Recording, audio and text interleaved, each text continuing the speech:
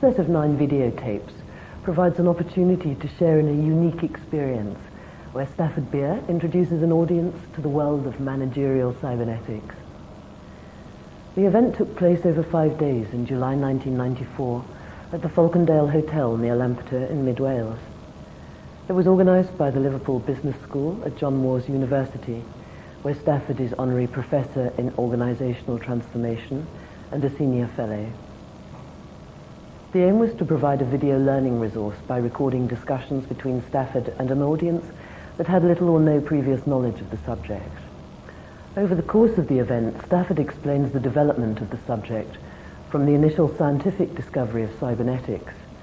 Through his own development of managerial cybernetics, he introduces the tools and models that he has created to offer an alternative approach to conventional management practice. The resulting material embraces the key principles and models that have previously been introduced in his 13 books and referred to in many of his published papers.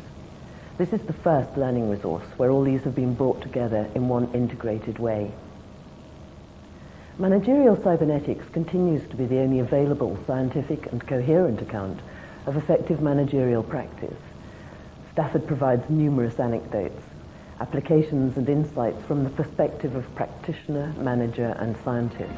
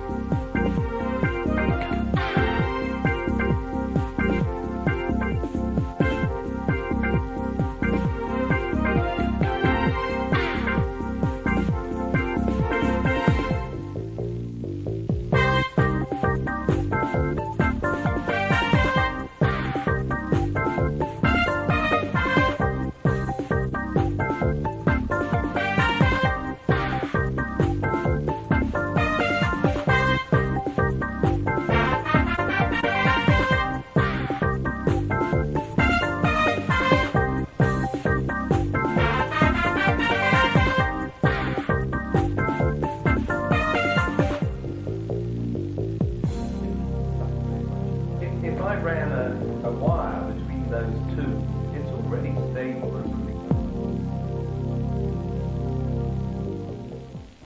Session 3 begins with the question of measurement and how do we choose what to measure.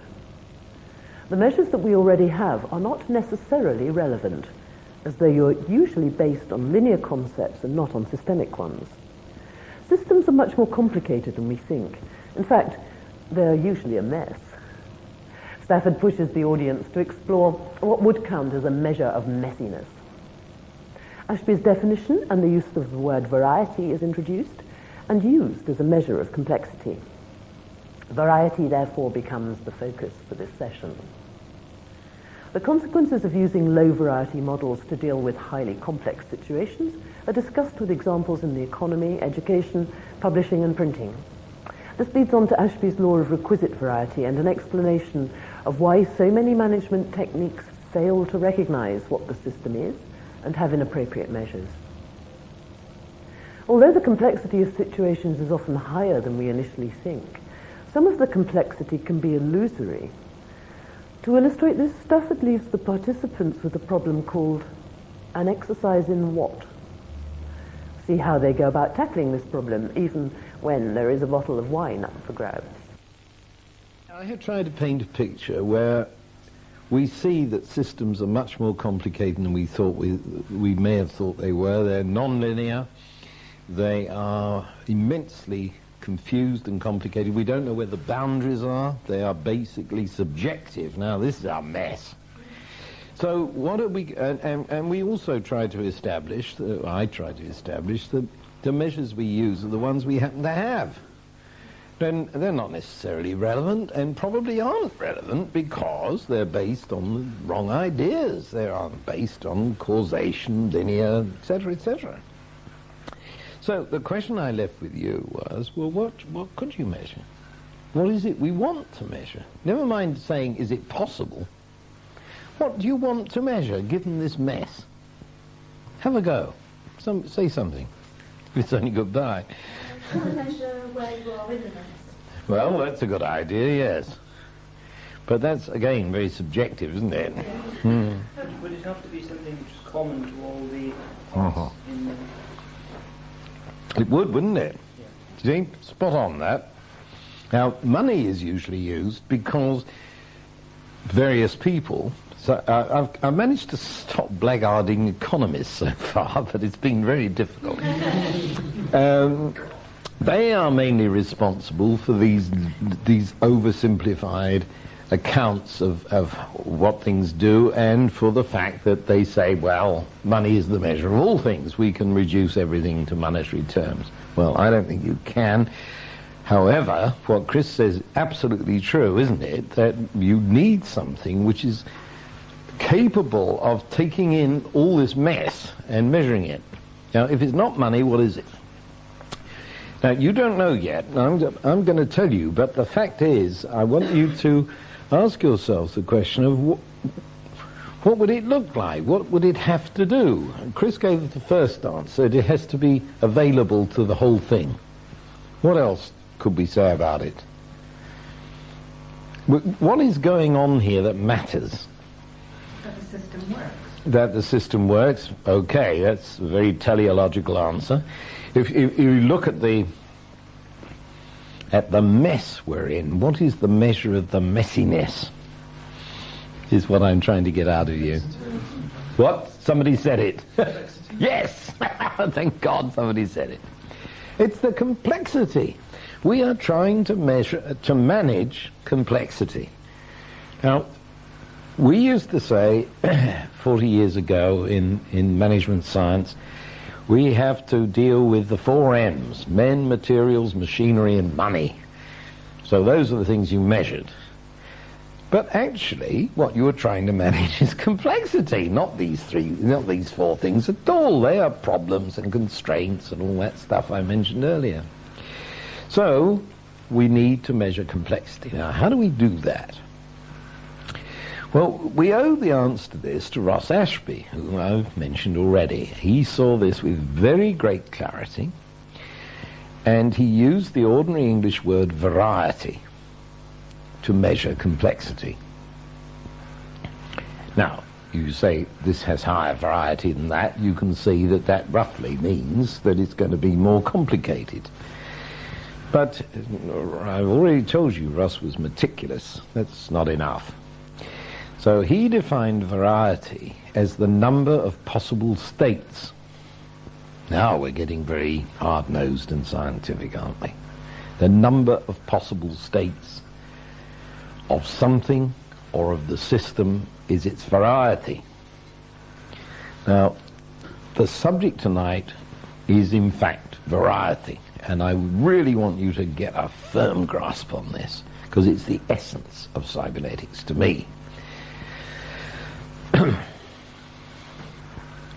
Now, number of possible states. There's a light up there. How many states has it got? So, can't you count, Catherine? How many states? 2. 2, she got there. Yeah, great. Sure? Just a minute, I'll help. Kate already got ahead of you. What did you say, Kate? 3, because it could be broken. Oh. Good. Doesn't that just mean that the light is off? It means the light's off, but it's not the states of the system we're trying to measure. Uh-huh. No, that's different, isn't it? But it could be other problems. It could actually be broken because of the electrical state. It could be several stages down there. Yeah, go on. Work backwards through the system. There could be no power. Right. Somebody just blew up the power station. power station? There's been a thunder. Yeah, now you're getting it. This is why things are complex. They're not as simple as they look. Sorry, you're the fool guy here, Catherine. I mean, it's so obvious it's two, and then it turns out, yeah, just a minute, what do we actually mean here? You know, if you want to know the number of states, you're going to have to count them, and in just the way we have been doing. And before you know where you are, you've got an awful large number on your hands. Well, now, let's go back to the simple thing, whether the light's on or off. We say that because there's a thing called a switch which turns it on and off. Would you believe? Some of you will have seen a stepping switch with, let's say, 10 positions on it. It goes click, click, click, click. Now how many states have we got? It does indeed. You're doing very well for me, Catherine. Well, I did say that there are 10 positions, which means that the 10 intensities of light, right? So how many have we got now? We've got 10 plus off, plus as many things as Kate can think up here to obfuscate the issue.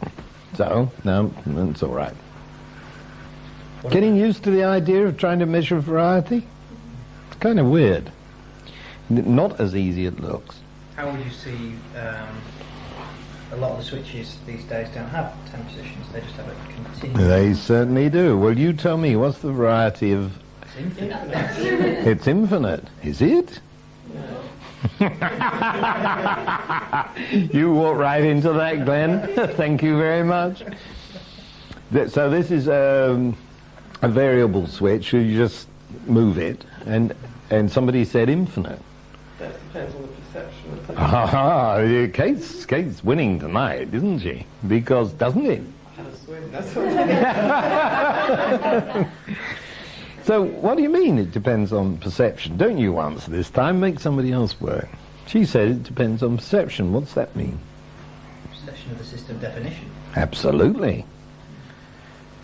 Well, go on. Well, it's whether the state of being on is a measure of intensity or not. We already said it is. Isn't it subjective? And now we're asking whether it's infinite. It's a very interesting question. Really is. She definition of system steps. It's defined by two limits. There's not an upper limit, right? But someone who's got very bad eyesight may only be able to distinguish. Never mind somebody with bad eyesight. What about somebody with good eyesight? How many states can you distinguish? It will depend a lot. Now, what have we done here? Something extraordinary has happened when you think about it, because we were talking about the light and its switch and its power generation as if it was something objective. But we've already agreed that systems are subjective phenomena. They're things we think of.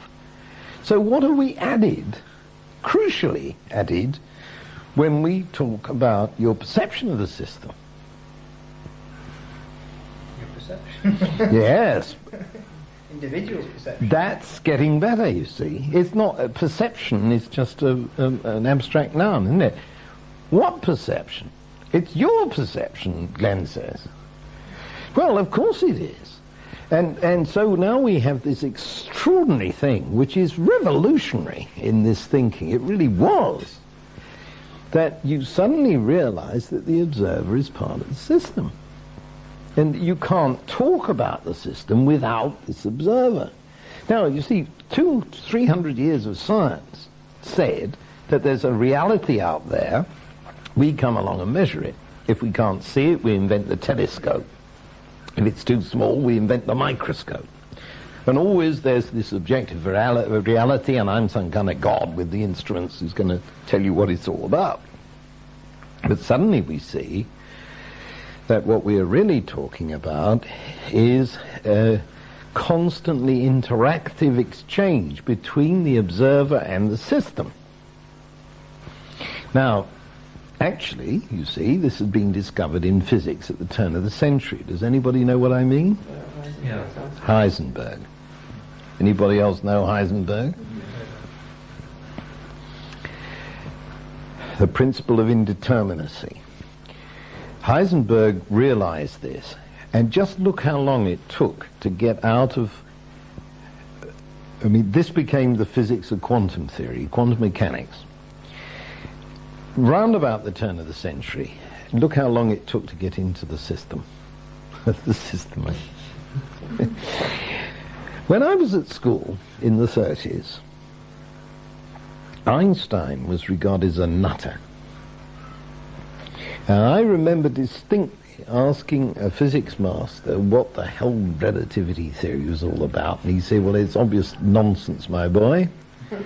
This is the 30s.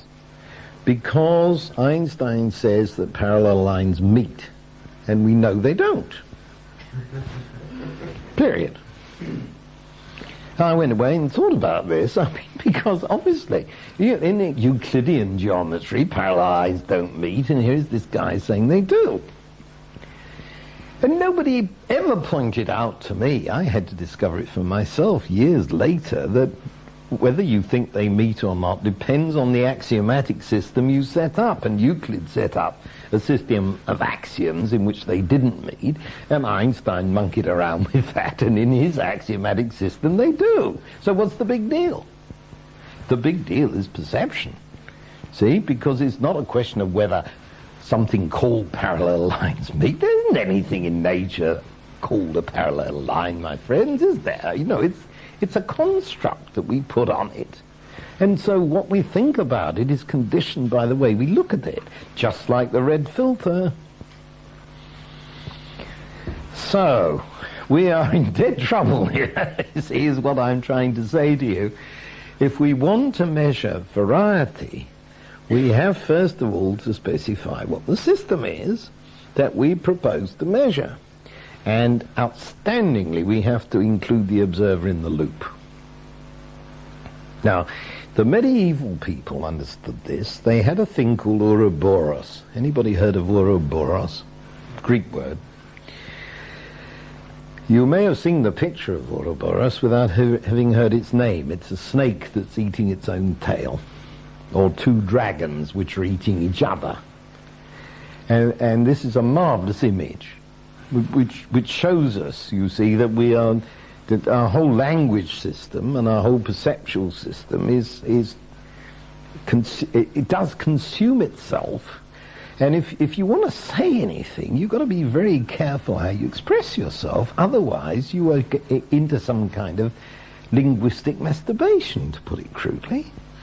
Because you are just using the language you use to do the things you do with the language you use, and then you pretend it's something to do with something outside yourself. Well, this is hair-raising stuff. Does anybody know the name of the branch of philosophy which is defined neatly as what do we know and how do we know it? Epistemology. From the Greek episteme, which means knowledge. And what I was saying to you in the last session was all about epistemology, only I didn't admit it. You see, now we're coming to grips with it. It is about what we know and how we know it. Now, if somebody comes along and says, I can tell you how the economy works, and it's like this, and these are the words we have to use to describe it, how are you going to know whether this makes sense or not, given that it is a model, given that it is low variety model, please note, in a very complex situation? Ho ho, do we really need a low variety model in a highly complicated situation? I should say not. How are you going to know whether it works? Well, the only answer is, of course, if you apply the nostrums of the economist to the economy, does it have any effect? Hey presto, do I need to go on? It doesn't work. Now, we adopt monetarism, total disaster. So you say, oh, there's something a bit wrong with our I'm now introducing this word model more and more, because if you abandon the idea that there's a reality which we're supposed to, God is supposed to tell us about, or we're supposed to know about somehow, and substitute this notion of the observer trying to understand what the hell is happening in a very complicated situation, then it's obvious that the Robinson Crusoe kind of economics is not going to work. And if you want the proof, it doesn't. So you can be a Keynesian, you can be a Marshallian, you can be a Marxist, you can be a Friedmanist. You can do all these things, and none of them work. So one of the things I came kind of famous for was attacking the business schools for saying, see, the way I put it was, they are all teaching different things, somewhat different. The only thing they have in common, you see, is the scientific truth, isn't it? They're all teaching one thing in common. What is it? It is that none of the teaching works. It's no wonder I'm not very popular. Well now, we're really getting to grips with this thing, you know. I know it's still very abstract, and I thank you very much for hanging on to me, but I see you do. Now, we've got to get back to the counting business if we're going to could try and quantify things, and we've already seen it's not easy. You have to specify the business with the lights. Now, let's have a look at something here.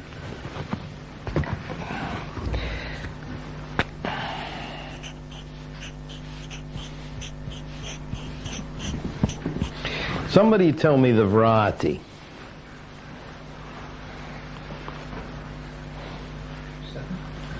Good answer. Somebody can count anyway.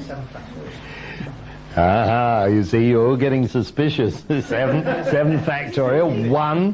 Who said 1? That's very interesting. I did. Why?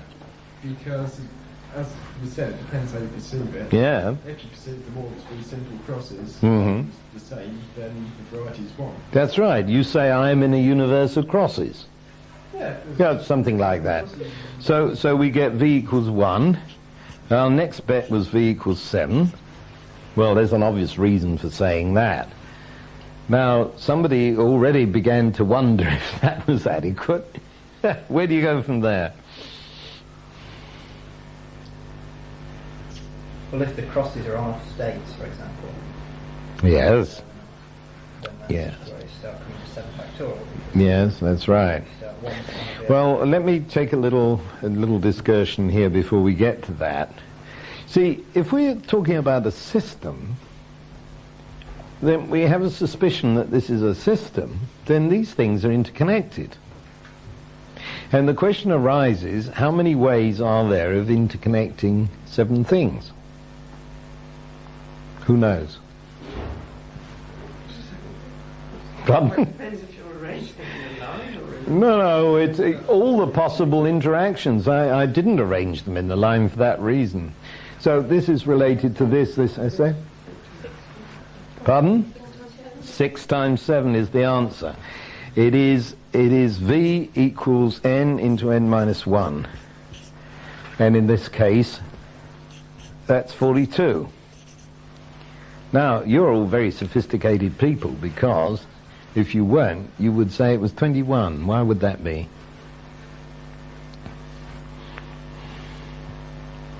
Too sophisticated. See, the school books will tell you that it's n into n minus 1 over 2. Why? Because if you put that in, then you've also got that. Now, why is that wrong from a cybernetic point of view? I can't hear you, They Karen. don't have to be the same. That's A right. with B is not the same with B with A. Right. Ask an uncle and a nephew. You got it. Isn't that so? They're not the same. So this is the sophisticated answer, and the school textbook, which says it's 21, is very unsophisticated. Now we come to Glenn's point. We've got all these interconnections, so gosh, the thing is beginning to look like this, you see, and a great mess here with 42 connections. he said, maybe they're on or maybe they're off. And that's the simplest case. Now then, if these are on or off, who cares to say what the variety is of that number when any of these may either be on or off? Yes, you got it? 2 to the 42. And that's really rather a large number. And that's only if it's on or off. It doesn't take account of Kate Bailey's version of the world in which things may be on or off for all sorts of bloody reasons, which is the truth of the matter, after all. So this begins to get extremely complicated. Now, if you want to know what the variety is of any situation, it's obvious, isn't it, that you have to make a very careful statement about what it is you think you're dealing with, because the answer is going to be all over the place. And what we find in management, and I'm forced to get round to management because that's my subject, is that most people in management do not take the trouble to ask themselves what exactly they are computing with. And why do you think that management and unions never agree about anything? It is because they're talking about quite different systems with quite different varieties. And here we have this very week, we've got a rail strike going on, and they're just not communicating. And they think it's possibly something to do with politics. I don't know what they think. But I'm the cybernetician observing this lot, and I say quite simply that they're not talking about the same system. And if they were, they wouldn't know how to measure it. And I hear managers talking very simplistically about situations which, when I go and talk to union people, are perceived as infinitely complicated because of families and social life, which is being reduced to practically nothing by a management who is saying, well, you know, time and a half, or something very, very simple. Now, I've told you that I've worked in all this stuff all my life, and I'm not a theoretician. Well, I am, I guess, but it's very much based on my own life. I have had many dealings with trade unions, and I've never once had the slightest difficulty with any of them. Now, why should this be? I'm not a damn genius. I mean, I think about those things. And I want to give you one very strong example of this. The height of my managerial career was as development director of International Publishing, which at that time was the world's largest publishing company. It was run by a man called Cecil King, who was a nephew of Lord Harmsworth. It was the thing in publishing. I was in charge of research and development and the whole of computers and all of this jazz for the whole of this enormous company. Think of the date, late 60s. I was the first person in the world to launch a publishing enterprise through screens, through electronic screens. It was called the Stockbroker Computer Answering Network, SCAN, and it put into stockbrokers' offices online, real-time information, changed everything. More or less destroyed the stock exchange, by the way, but it took them years and years to catch up with that, and then we had the, I don't know, you probably remember, it's not all that long ago, when the whole thing blew out of the water, because they didn't understand it at all. So, all of this. So I went to the two leaders of the trade unions. Now, they were very interesting people. Brigginshaw was the key man here. It's too long ago for you to remember the name. But, you see, I always start those negotiations with the belief that the other guy is a decent, sensible man, not some kind of blithering idiot who wants to destroy society, which it seems to be the way people treat this. So I said to them, look, printing has been the same for 500 years. We've just souped it up a bit. But Caxton would recognise the presses in the Daily Mirror just like that. They'd say, goes a bit fast, doesn't it? But that's all. Now, what we are going to do is we are going to scan these pages electronically. We are going to have automatic page composition. Now, by the time I was talking, we'd already got column composition. In other words, you could get a column that was right-hand justified, the hyphens and the margins being correct. Now we're talking about the whole damn page. This is rather linear. You know, although it's in 2 dimensions, it's a linear job.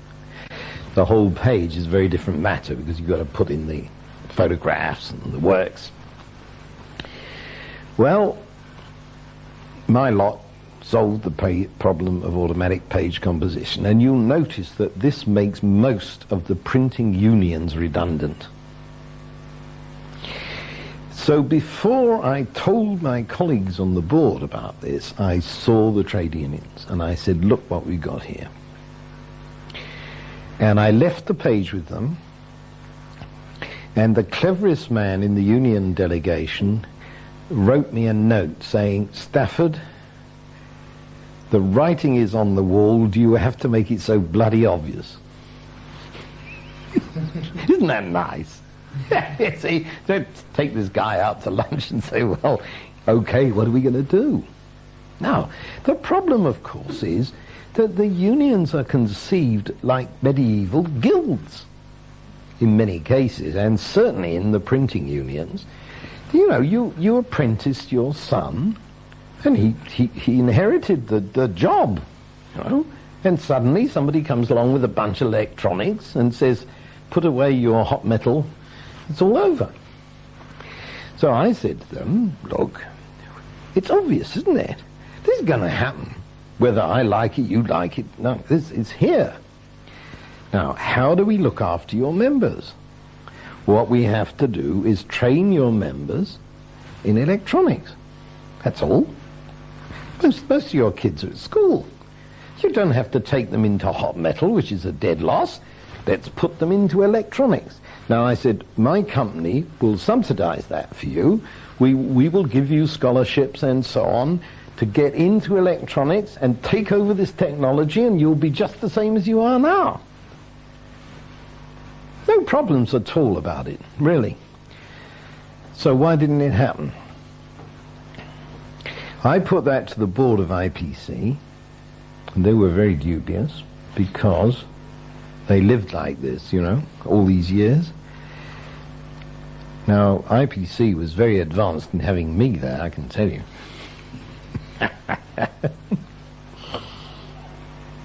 Associated newspapers, the Daily Express, and these people were not about to buy this one little bit. And the whole industry has to move together, so no one would do it. And what was the result? Years and years later, I left in disgust. We had Wapping, remember? Where a kind of embattled city is set up in the Isle of Dogs with barbed wire and policemen all round it to keep the unions out, while they're junked in favour of electronic technicians. Now, this is an outrage. It's totally unnecessary. Now, I suppose you think I'm talking politics, and I suppose I am. I can't really help it, but I'm trying to give you realistic examples of what I'm talking about. This isn't airy-fairy stuff. We are trying to absorb the variety of the situation through the latest technology, which is a way of perceiving, isn't it? You're perceiving the world either through hot metal, to simplify it, or through electronics. And if electronics is coming, then it's what you've got to do, and you stop talking this jazz that would have made Caxton laugh. So there's an example of it. Now, what you've got to do is understand the system you're dealing with. I've now added understand the technology by which you perceive it. Keep your mind open that you won't have all the technology yet. There may be other stuff coming round the corner. So you've got to conceive of practically anything. Do realize that science fiction was never more than a couple of years ahead of science fact. Practically everything that is in science fiction has happened. Men on the moon, nuclear power, 20,000 leagues under the sea. When was that written? In the 19th century by Jules Verne. Was clearly a nuclear-powered submarine. He didn't quite know it, but it had this huge furnace which never went out. Well, we got one. No wonder they called the first nuclear sub Nautilus. They recognized it. So the human imagination is followed very fast by the ability to reify it. That's a nice word. I like that word. Anybody know the word reify? To make real. It's Latin, res, thing. To make it a thing. Yes, exactly, Lee.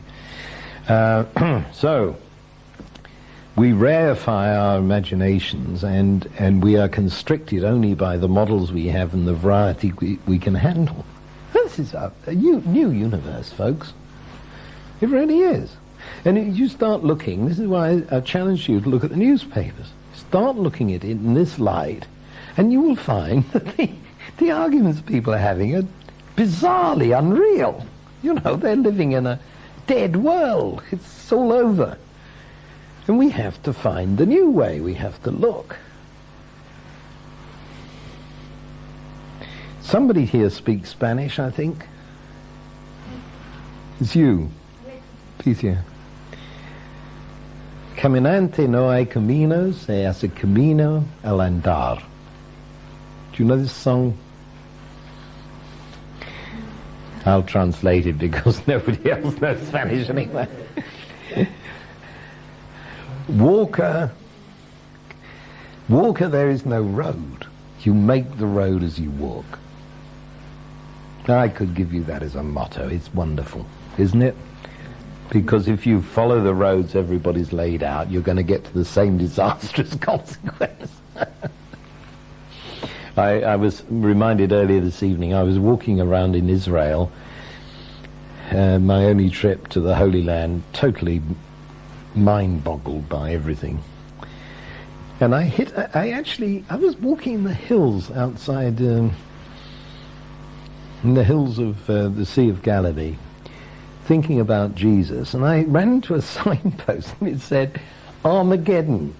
And I thought, yes, the story of my life here. Yeah. So, here we are with our problem, and I really tried to loosen your thinking up and saying, well, we are hanging on to the notion of variety. Now then, what are we going to do with it? You're going to go around counting things?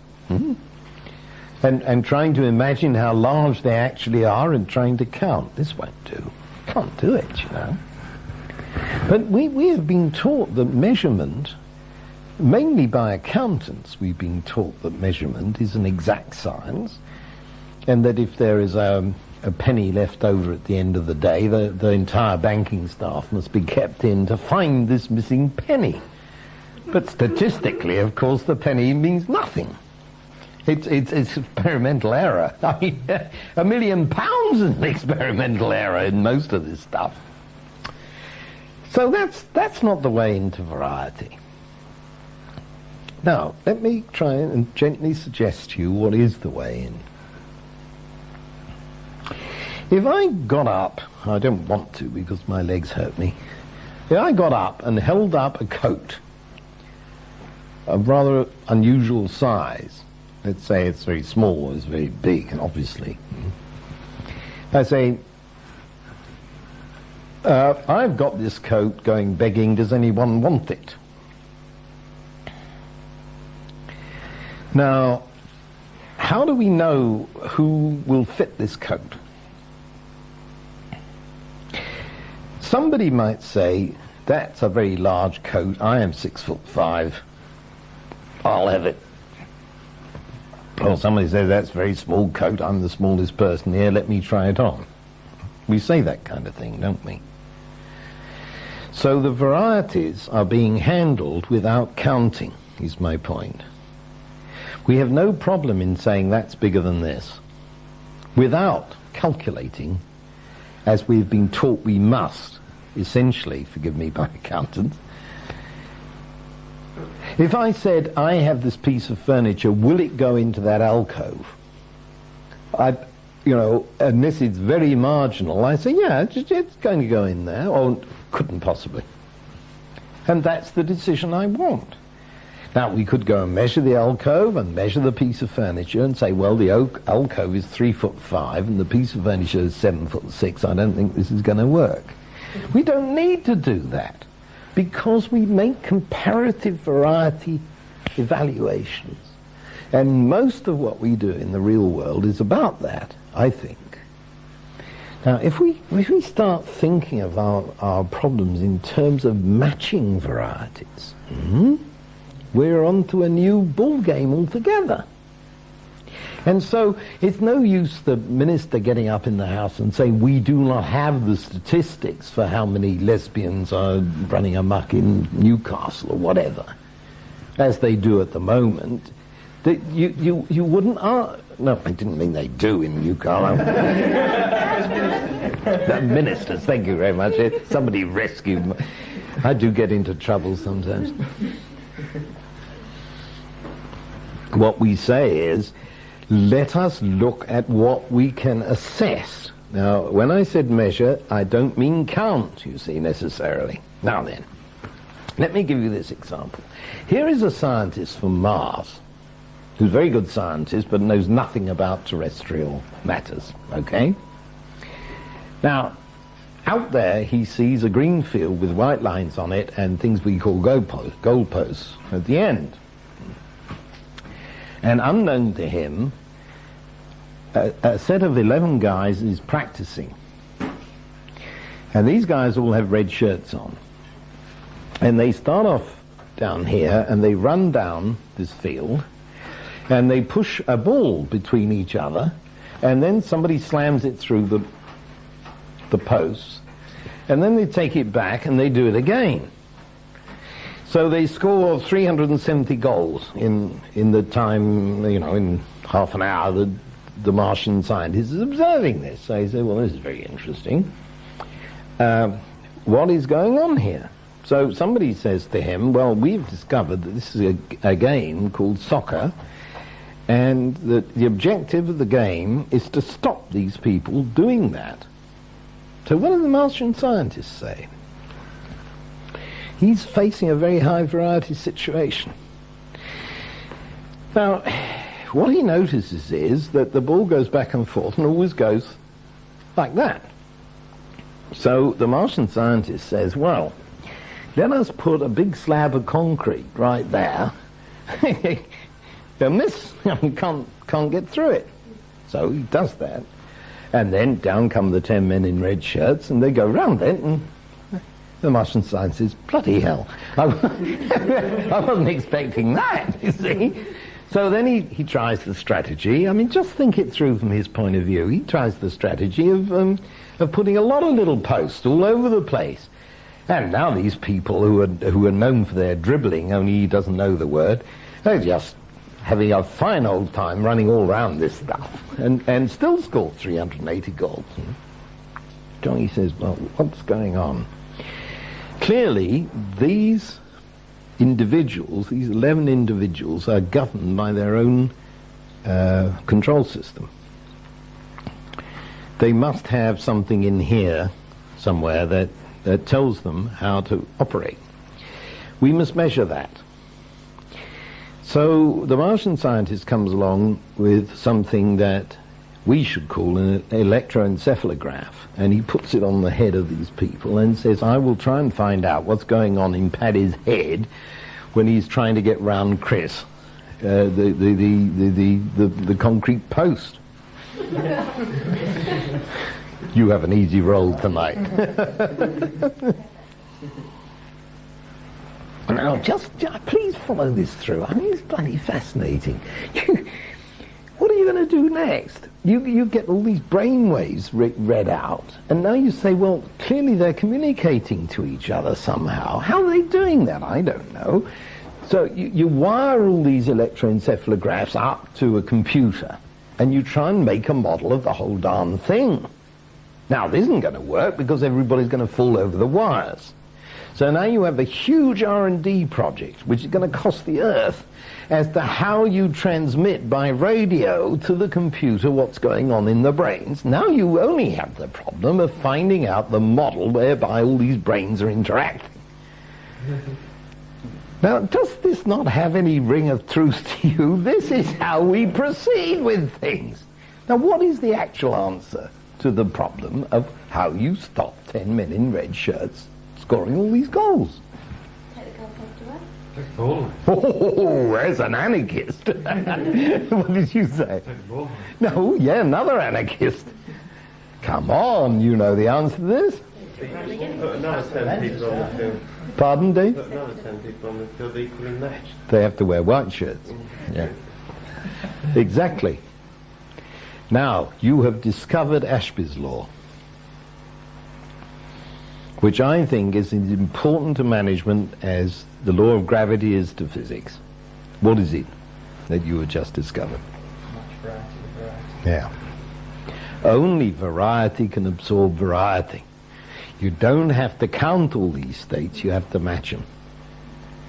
You know, suppose I wave my hands around a lot, I know it, don't take the mickey out of me. Supposing I waved them around so much you didn't know how many fingers I had. But supposing I, judicially, as a good professor, kept doing that.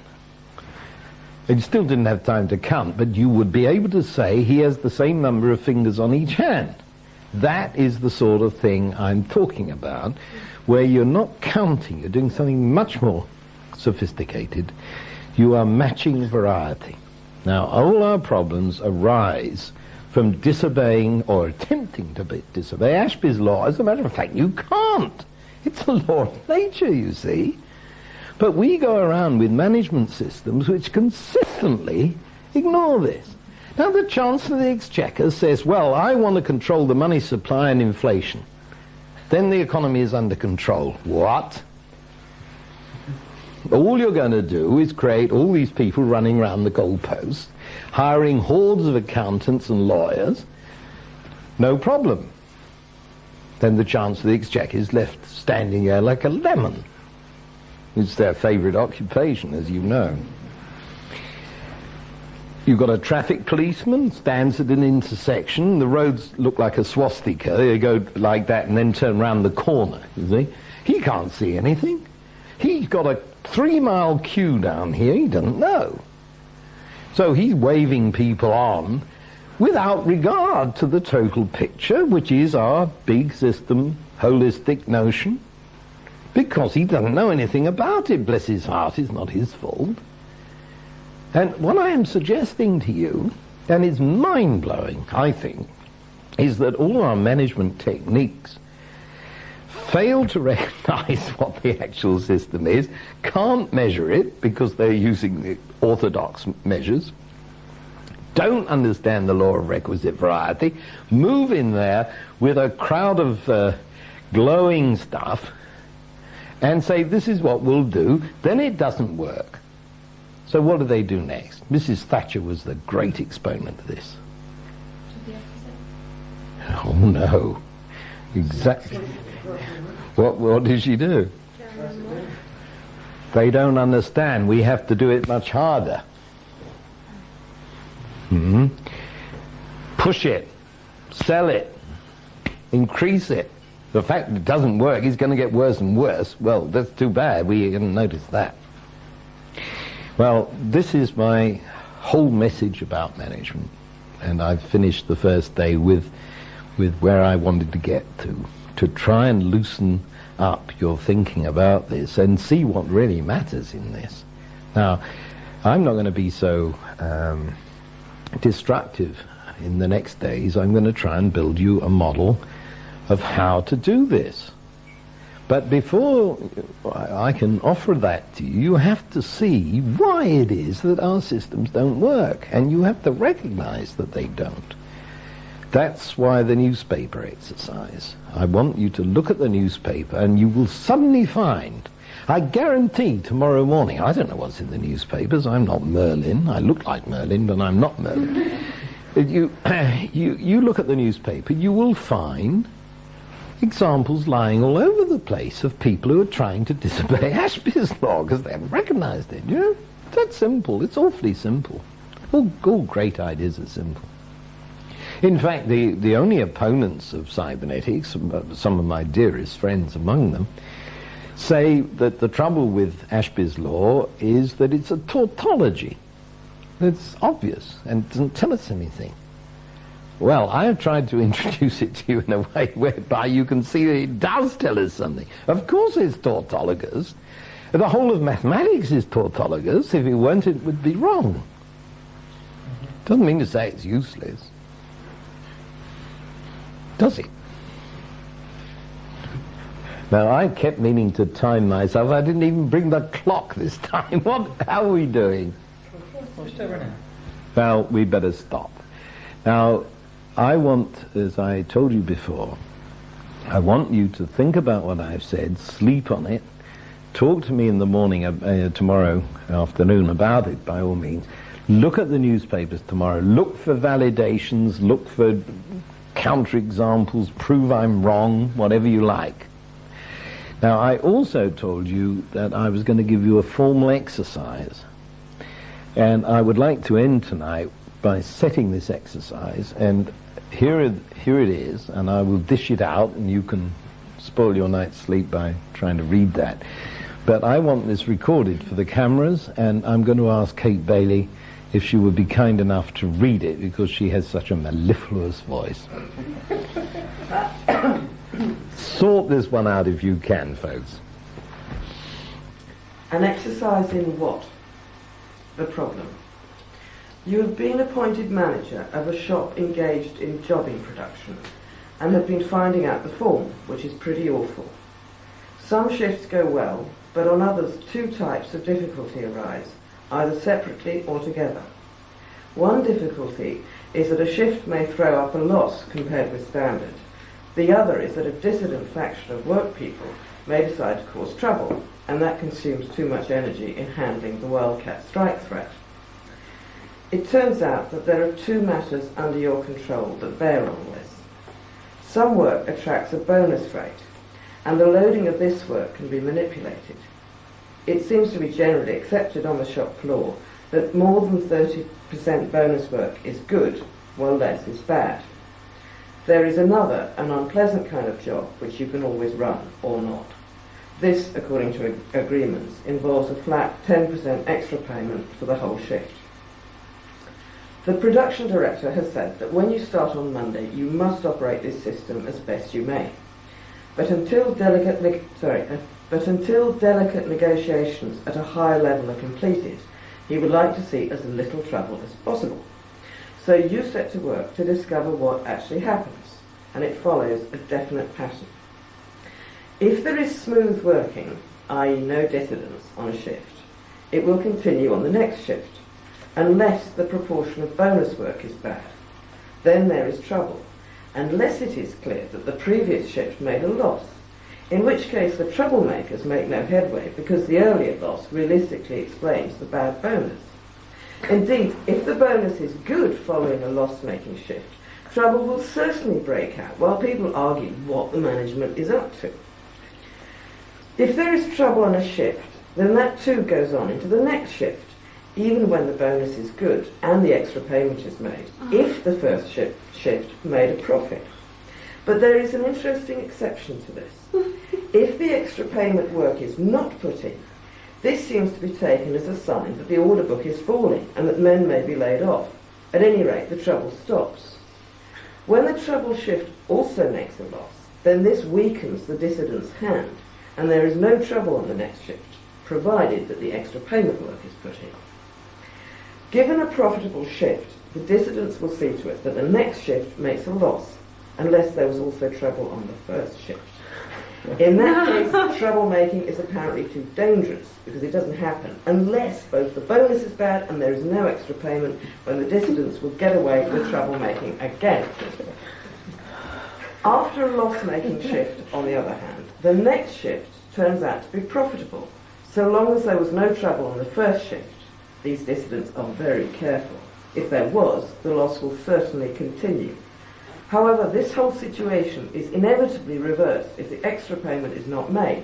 Again, this seems to be taken as a dangerous sign in some circumstances, if not others. It's all terribly complicated and your hands are tied. So this is certainly not an exercise in industrial relations. You must not interfere with those, but you do have a guarantee that the shop floor will respond true to form. What is this an exercise in, then?